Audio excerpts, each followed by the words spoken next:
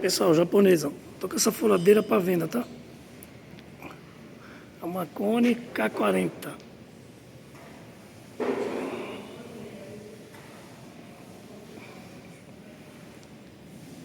Tem uma bombinha de óleo aqui, ó.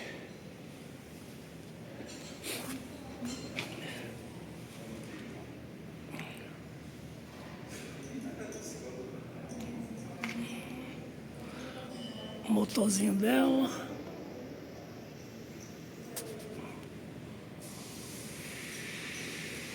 Planeta. Tem reservatório, né?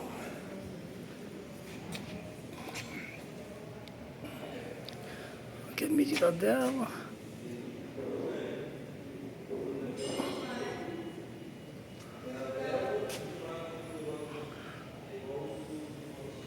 Essa.